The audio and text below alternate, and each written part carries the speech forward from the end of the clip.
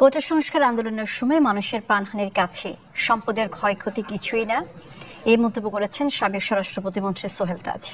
সন্ধ্যায় ডিবি কার্যালয়ে গিয়ে তিনি বলেন, যেটুকু ক্ষতি হয়েছে তা জনগণের সম্পদ, যা ফেরত পাওয়া যাবে।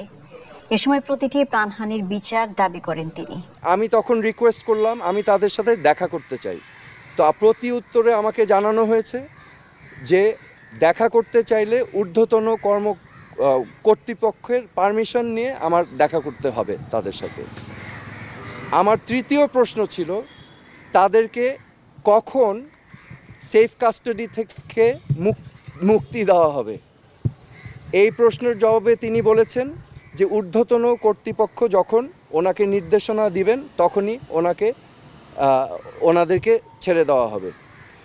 সো আমার প্রশ্ন এখন, সেফ কাস্টাডি আমার জানা মতে একজন নাগরিক যদি রিকোয়েস্ট করে তাহলে সেফ কাস্টাডিতে নেওয়া যেতে পারে, কিন্তু রিকোয়েস্টের বাইরে যদি কাউকে সেফ কাস্টাডিতে নেওয়া হয়, এটা কি আসলে সেফ কাস্টাডি না এটা অ্যারেস্ট? তো এটা হচ্ছে আমার প্রশ্ন। এখানে আমি আপনাদের সম্মুখে স্পষ্টভাবে বলতে চাই, এই ছাত্র আন্দোলন, কোটা সংস্কার আন্দোলন নিয়ে যে সকল ক্ষয়ক্ষতি হয়েছে, ক্ষয়ক্ষতি কিছুই না। ক্ষয়ক্ষতি কেন কিছু না?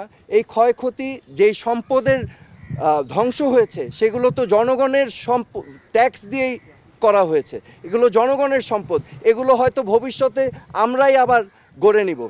কিন্তু একটি প্রাণ যেটা আমরা হারিয়েছি, একটি প্রাণও কি আমরা ফেরত পাবো? এই প্রাণ কি ফিরে আসবে? আমাদের মনে রাখতে হবে মুখ্য জিনিসটা কি।